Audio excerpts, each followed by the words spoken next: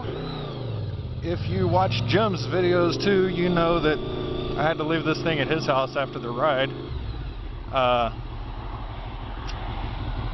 One of my headlights went out about 6 months ago,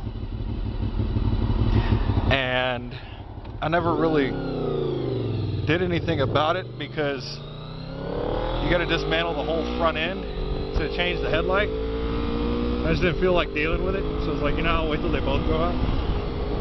Little did I expect that the damn thing would burn out in the middle of a marathon ride 200 miles from home. When I asked him about it, like, I was riding back to the bike and the ignition, or I was walking back to the bike, the ignition was on, and I noticed that the headlight was off, and I was like, fuck, what the hell? I asked him, I said, hey, how long has the headlight been off? And he says, what do you mean? I said, my headlights aren't on. And he goes, well, no. I said, they're supposed to be. How long they've been off? And he said, oh, they shut off a couple hours ago. He said, not too long after sunrise. He says, I know that VFRs have reliability issues in the electrical department, so I figured you had a switch. I was like, no, I don't have a switch to turn off my headlights. Damn it. Oh well, not like I could have done anything about it at the time. Like I said, you gotta remove the entire fucking nose to change the headlights on the damn thing. So I couldn't really do it on the side of the road. I didn't have my toolkit with me. So we figured that I'd park it at his place and we'd find a way for me to get home. And as it turned out, the easiest for everybody was for him to drive me home, which was really, really cool. He and his wife are both great people, so they didn't have a problem with it. And I actually had to call his wife and get her out of work so she could come open the garage so I could get my bike back. So they're both really nice. The ride itself was a lot of fun. We went out to Marble Falls Friday night, which I came all the way up here to meet him and then follow him out to the place because we were staying at one of his relatives has a condo out there or something, and so we spent the night there. And I didn't know how to get there. It was the easiest just to meet him at his place, which was, I don't know, a solid hour out of the way for me. But I pulled in around 160 miles Friday night,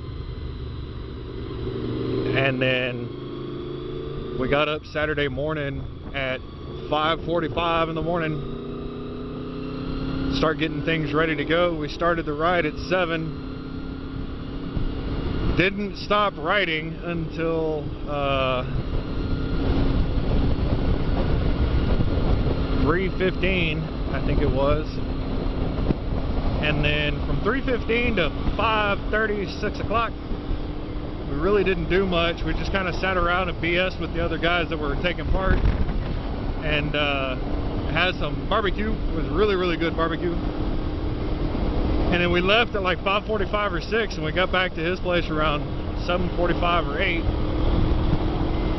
So it's safe to say that we put down about 12 hours worth of riding in one day, which sucked. I was pretty sore, but it was really kind of funny because everybody that was there did the same thing. Everybody rode like 500 miles at least. And the general consensus at the end of the meetup was, let's keep going. So it's like, yeah, we just rode for 8.5 hours. Who wants to keep riding?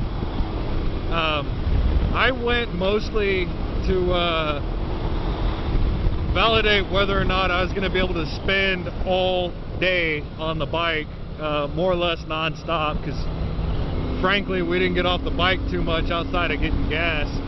Even then, one of our gas stops took like 2 minutes and I didn't get off the bike at all.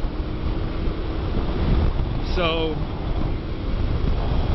I wanted to know if I could do it because from here to Clarksville is about 650 miles, and that's actually a little bit less than what I rode on Friday and Saturday combined. And I was feeling pretty good Saturday evening when I got home, all things considered. So now I know, oh come on, now I know I'll be able to make the ride on the bike up to Clarksville without any real issues. I don't have to take the truck. With last year, the gearing was so high, or so low rather. It was a whole lot of fun, but it just wore me out. Going down the freeway, it just shook and buzzed and rattled so much. Now, cruising at 70 miles an hour, it's running at least 1,000 RPM lower than it was before. And it's got a stock rear sprocket on it now. Earlier I had a down one in the front and up two in the rear.